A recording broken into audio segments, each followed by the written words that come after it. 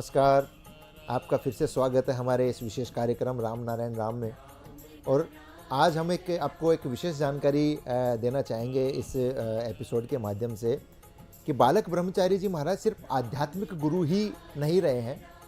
अच्छे अच्छे साइंटिस्ट, अच्छे अच्छे वैज्ञानिक, अच्छे अच्छे डॉक्टर जो उस समय नाम था उनके ज़माने में, वो लोग भी बाबा से दीक्षा लेने आए हैं। और उन लोगों के जितने भी प्रश्न थे, बाबा ने अपने जो उनका ज्ञान था, जो सृष्टि से उन्होंने ज्ञान लिया, तो उनको पूर्ण रूप से उनको संतुष्ट करके भेजा है। तो मैं शंकर दादा से कहूँगा कि जो पिछले एपिसोड में आपने बात अधूरी छोड़ दी थी, अणु परमाणु के लिए जो सत्येन बोस जो साइंटिस्ट थे, उनको बाबा ने क्या ज्ञान दिया, तो एक बार मैं शंकर सरकार से बोलूँगा कि आप इसके बारे में विस्तार से बोलें। राम नाम, सबको राम नाम। तो सत्येन बोस, उनका वाइफ जो है स्त्री, दोनों महागुरु से दीक्षा लिया था और पूरा आशीर्वाद उनको मिला था। तो शुरू में तो आता है हर महीना 2 दफे 3 दफे भी आता है। तो एक दिन इस टाइम में आ गया जिस टाइम में गुरुजी क्लास करते थे, लेक्चर देने वाला था। लेक्चर चालू था, ज्ञान देने का काम चालू कर दिया गुरुजी। तो सत्येन बोस आया, गुरुजी देखा तो उनका जो असिस्टेंट था गौरी शंकर को बोला, जब वो 2 चेयर लेके आओ सत्येन बोस को बैठने के। सब नीचे बैठ गया, गुरुजी ऊपर में सोफा में बैठती है और सत्येन बोस को 2 चेयर दे दिया। उनका वाइफ का एक उनका एक तो सम्मानी व्यक्ति है, ज्ञानी गुणी है, समाज में उनका स्थान, अलग स्थान है। तो गुरुजी सबको अलग अलग सम्मान देती है। तो वो लोग बैठ गया, गुरुजी तो क्लास कर रहा है। क्लास करते करके वो गॉड पार्टिकल ईश्वर कोना का बारे में बातचीत कर रहे थे। करते करते गुरुजी फिर बोला कि एक आदमी अगर कोई खून कर देता है, मार देता है, तो 302 धारा लग जाता है, तो उनका हैंग हो जाता है, 20 साल सजा भी हो जाता है।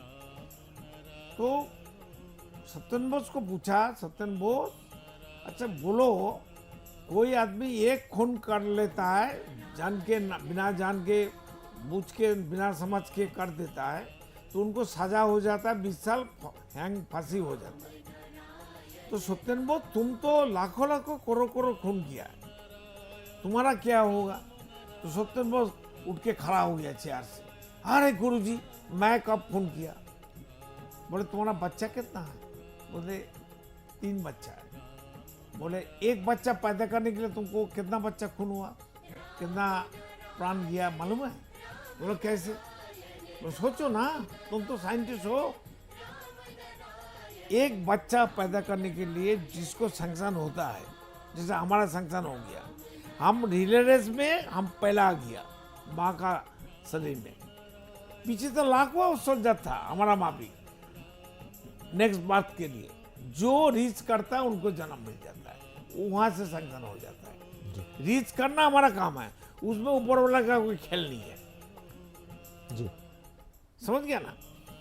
तो गुरुजी को जब बोला तो गुरुजी को बोलता है, गुरुजी मैं तो साइंटिस्ट ऐसा कभी सोचा ही नहीं। बोला अभी तो सोचो, एक बच्चा जन्म देने के लिए कितना बच्चा मरता है। जो जस्टिस लोग एक खूनी का विचार करके उनको फांसी देता है, हैंग देता है, वो कितना खून किया है जिंदगी में, उनका कितना बच्चा है। हर एंजॉय में तो बच्चा पैदा नहीं होता है, तो कितना बार एंजॉय किया। एक बाल्टी 50,000 करोड़ आत्मा रहता है एक बाल्टी में, एक शरीर का अंदर। तो एक एक बार में, एक एक स्ट्रोक में लाखों लाखों करोड़ इंसान जाता है, मरता है, जानबूझ के इंसान लोग करती है, तो अपराध नहीं है। तो साइंटिस्ट को बोला, देखो साइंटिस्ट, जो काम तुम किया है, यहाँ का विचार में तुम निर्दोष है, क्यों तुम्हारा अगेंस्ट में कोई कंप्लेन नहीं है। लेकिन वहाँ तो कंप्लेन हो गया ऑटोमेटिक, वहाँ तो तुम बचेगा नहीं, तुम्हारा तो पनिशमेंट होने वाला है। बोलता गुरुजी अभी क्या करना चाहिए, क्या होगा? और खुद का पास माफी मांगो ना, मैं गलती से हम कर दिया और दोबारा नहीं करूंगा।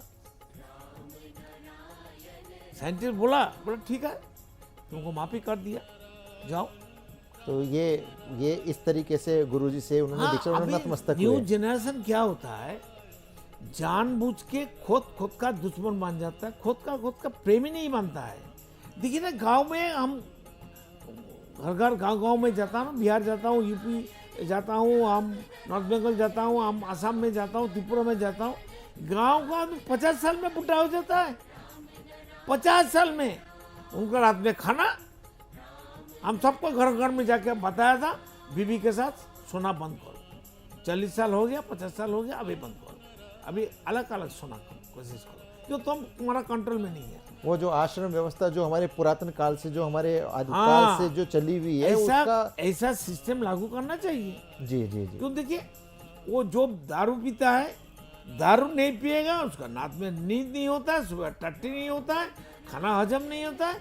एक बीड़ी 1 पैसा कीमत है पहले जमाने में।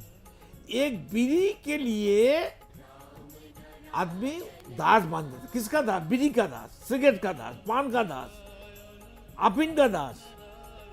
इतना बड़ा कीमती वाला शरीर, मन, जो कीमत आसमान का है, अखा दुनिया, अखा नेचर, प्रकृति का जो कीमत है, हर इंसान का यानी कि आप सेम वैल्यू है, सेम कीमत है। आप कहना चाह रहे हैं कि जिस तरीके से आपने पिछले एपिसोड में बताया था कि आत्मा को आपको मंथन करना है, तो ये भी जरूरी है कि आपका ये जो शरीर जो ईश्वर ने दिया है, ये बेश कीमती है, इसको भी संभाल के रखना बहुत जरूरी है, इसकी देखभाल करना सबसे बड़ा कीमती है। जो कीमती आसमान का है, जो कीमती प्रकृति का है, सेम वैल्यू हमारा जीवन, सबका जीवन है।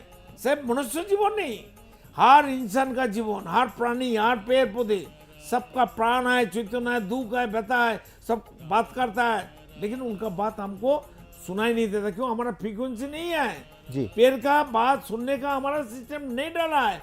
अगर पेड़ के बाद हमारा सुन सकता था, तो पेड़ को पत्ता तोड़ना, फल तोड़ना, फूल तोड़ना, काटना हमारा बास के नहीं होता।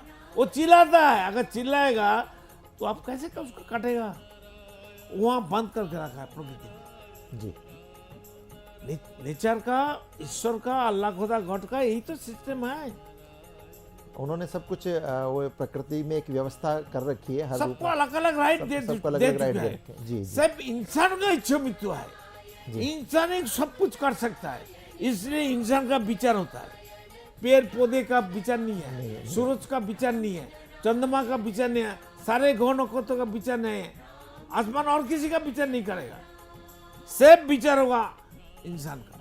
मैं शर्मा जी से पूछना चाहूँगा कि ये जो शरीर के बारे में जो दादा ने इस बात को थोड़ा सा आप आगे अपने शब्दों में बताएं कि इस शरीर जो परमात्मा ने हमें जो शरीर जो बख्शा है, इस सृष्टि ने जो दिया है, इसको किस तरीके से हमें स्वस्थ रखा जाए और क्या क्या हमें पालन करना चाहिए, किस किस रूप में हम इस जो ईश्वर ने हमें जो इतनी कीमती चीज़ दी, इसको हम संभाल करके रखें। थोड़ा एक चीज़ बताना। हाँ बिल्कुल बिल्कुल, आप कीजिए, शुरू कीजिए। हमारा मन ही अनगणित मन, मिनिमम 50,000 करोड़ मन लेके हमारा शरीर है।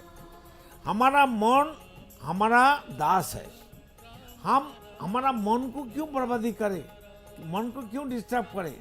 तो मैं खुद का डिस्टर्ब करता हूँ, इसलिए हमारा मन को वैल्यू समझना चाहिए, उसको प्यार करना चाहिए, उसको पकड़ के रखना चाहिए।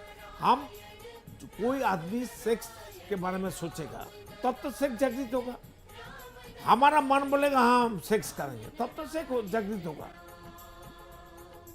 इमली के बारे में कोई चिंतन करेगा तब जीवा में पानी आ जाता है। बिल्कुल, बिना चिंतन पानी कहाँ से आएगा? आँख से देखेंगे वो चिंतन है, चिंतन गंभीर में करेंगे पाने के लिए तो सेक्स जागेगा।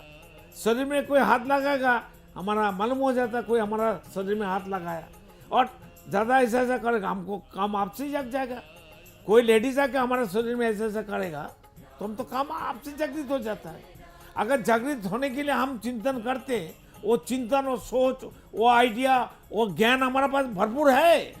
अच्छा बुराई तो है हमारे पास जानकारी, बिल्कुल बिल्कुल है। तो हम अच्छा को पकड़ के रखने के लिए हमारा मन को कहेंगे भाई हम भगाओ उसको, कुछ भी करे, हम जाने वाला नहीं है, कुछ करने वाला नहीं है, हम फाउल करने वाला नहीं है। हम क्यों फाउल करें भाई? जी, हम क्यों फाउल करेंगे? मन को हम क्यों ऑर्डर देंगे भाई ये करो? जब तक मन को हम ऑर्डर नहीं देंगे, हमारा इंद्रिय, हमारा शरीर का कोई पार्ट, कोई अंश, उसको क्या कहते हैं, कोई काम नहीं करेगा। हमारा मन, हमारा मन का मालिक मैं हूँ, और हमारा मन को हम मिसयूज करेंगे, बर्बादी करेंगे, उसको बुरा काम करेंगे, मैनेजमेंट मन का नहीं हमारा होगा। हमारा जो राइट मिला है जी वो राइट सिंगल सोल होता है, उस सिंगल सोल को पनिशमेंट मिलेगा। क्यों? हम राजा है, हमारा मन सोल्जर है, हमारा विवेक हमारा महामंत्री है। क्वेश्चन चालू हुआ था, साइंटिस्ट से हुआ था, और ये बात कहाँ से कहाँ पर आ गई, मैं जी, जी। विद ड्यू परमिशन थोड़ा कुछ शब्दों में इसका समाप्त हाँ करूँगा। बिल्कुल बिल्कुल बिल्कुल। सत्यम बोस गुरुजी के पास में दीक्षा जाते थे, उनके पति पत्नी। तो एक दिन गुरुजी ने कहा उनसे कि भाई तुमने एक पुत्र पैदा करने के लिए तूने कितनी जीवों हत्या की है। तो वो समझ नहीं पाया।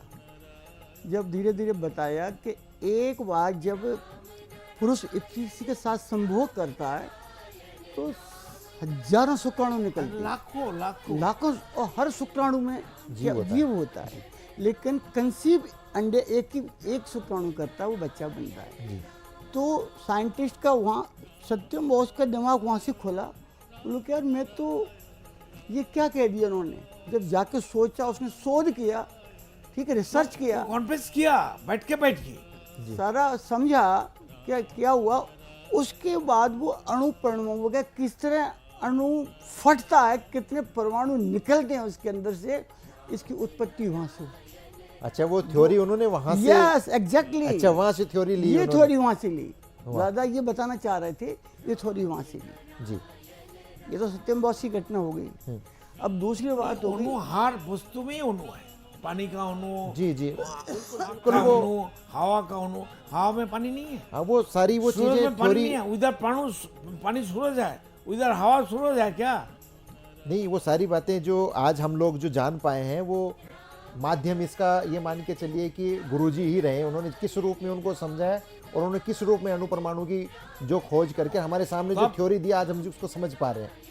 तो आप क्या हर चीज में अणु, अणु का मतलब कण कण में राम नाम बसा हुआ है, कण कण में आसमान है, कण कण में प्रकृति है, कण कण में ही हम है, कण कण में असली जो राम का अंदर बसा हुआ है, हमारा अंदर बसा हुआ है, सब जीव का अंदर बसा हुआ है। जी जी बिल्कुल। राम अकेला राम नहीं है। जी जी, अभी अणु परमाणु पे आप जो बताना चाह रहे थे सत्यम बोस का, उसको एक बार आप कंप्लीट करें। तो उन्होंने अणु परमाणु का जो concept चिंतन लिया- आ गया, उसके मैंने रिसर्च करके एक उनको बताया उदाहरण के माध्यम से, तो उन्होंने उस चीज़ को पकड़ा, उससे उन्होंने फिर एटम बम का निर्माण पहली बार उन्होंने किया था। अच्छा। कि भाई एक छोटा सा अणु होता है ना, कितना बड़ा ब्लास्ट कर सकता है। जी ये थ्योरी वहाँ से कंसीव की उन्होंने। हाँ। और जो जाके उसके ऊपर उन्होंने वैज्ञानिक शोध किया, और विश्व में पहली बार उन्होंने ये फॉर्मूला दिया बना करके, क्योंकि वर्ल्ड में आज और या जो ईश्वर को ना जितना भी गॉड आविष्कार पार्टिकल्स। जो देख रहे हैं वो भी कहीं इसी पे बेस्ड है। बेस यही है, आधार यही है, आधार यही यही है। वो फिर बाद में तो उस per day by day development improve होता गया आजकल तो बहुत। अच्छा, आप एक घटना और बताना चाह रहे थे कि इसके अलावा एक और क्या चीज़ कहना चाह रहे थे आप? किस चीज़ की? जो आप कह रहे थे कि ये तो हो गई उनकी सत्यन बोस की बात। सब बोस की। अब आपने ये कहा मेरे को कि भाई शरीर को स्वस्थ रखने के लिए, हाँ जी हाँ, उसके स्वास्थ्य बारे के में आप लिए अपने शब्दों इसका में। इसे क्या चाहिए। हाँ तो देखो, वीर का अलग से शरीर में कोई डिपार्टमेंट नहीं है, जी कोई स्थान नहीं है। कोई ऐसा सेल नहीं यहाँ वीर इकट्ठा हो रहा है हमारा, जी इंस्टेंट बनता है ये। इंस्टेंट कॉफी, चाय का माफी ये खून से बनता है। जी ये बनता है, तो इसको सही काम में लोग तो बन जाएगा। सो अब बात घुमा फिरा के सोच पे आ रही है। दादा ने जो बताया कि इमली को देख के मुंह में पानी आ जाता है, किसी अच्छी लड़की को देख के, औरत को देख के अगर हमारे विचार में गलत विचार आ रहा है तो हमारा वीर इमीडिएट डिस्चार्ज होने लग जाता है। काफ़ी लोगों का अगर मन पे कर दो, वीर डिस्चार्ज हो जाता है। तो सारा सोच से है। अब ये कंट्रोल कैसे किया, हाउ टू कंट्रोल, ये तो सबको मालूम है कैसे हो रहा है, पर यह कि इसकी दवाई क्या है, लगाम कैसे लगाया जाए इस लगाम। पे? और ये मन को बस में करना, इसके लिए तो भाई हमारा इतिहास गवाह है कि ऋषि मुनि भी परस्त हो गए इसमें। तो ऋषि वो मुनि एक भी प्रसंग भी है बालक ब्रह्मचारी जी का कि एक कोई गुरु थे वो मैं आपको हाँ, वो उसके बारे में उसके वो बारे समझ में आ वो जाएगा एक्चुअली वो। इसी से चीज लिंक अप है, मैं उसी जी। पॉइंट पे आने वाला हूँ अभी। जी, जी। उसी बात पे आ रहा हूँ। समझाने वाली बात की है कि बालक ब्रह्मचारी ने किस तरह से समझाया। सत्यम बोस को तो काफी उम्र में समझाया, जी। उससे पहले समझाया, बचपन में बचपन में बचपन की बात है। तो बालक ब्रह्मचारी का बचपन का बात है। उस वक्त क्या हुआ, जब जन्म लिया था तो सब जगह बात फैल गई, एक महागुरु हुआ है जो बड़ा ज्ञानी है, सब कुछ उसको आता है। तो जो अच्छे किसी को ऋषि- मालूम नहीं उसका उम्र कितना है। जो पुराने साधु होते हैं वो जनरली क्या है कि शहर में नहीं आते हैं, गांव में नहीं आते हैं, वो एकांत में रहना पसंद करते हैं। तो लेकिन बात सब जगह फैल जाती है, लोग मिलकर जुलते रहते हैं। तो वहाँ बात पहुँची, बोले कि एक ब्रह्मज्ञानी है, बहुत साधु है। तो उन्होंने कहा भाई मैं मिलना चाहूँगा उनसे। तो गांव के लोग बालक ब्रह्मचारी जब बचपन के थे, उनको कैप लगा के, चश्मा लगा के, ठंडी के दिन थे, तैयार करके पीठ पे बिठा के ले गए वहाँ पर। साधु के सामने जाके उनको प्रेजेंट किया कि साहब ये वो भी साधु का उम्र 250 साल था। साधु काफी एजेड था। तो साधु ने बोला अरे ये ब्रह्मज्ञानी कैसे हो सकता है, हाँ, ये तो बच्चा है, बच्चा कैसे छोटा ब्रह्म- बच्चा हाँ। है, चश्मा लगा रखा, टोपा है, कपड़े पहन रखे, सूट बूट में आया है। बोला सुनते रहे। बोला महात्मा और कुछ कहना है क्या?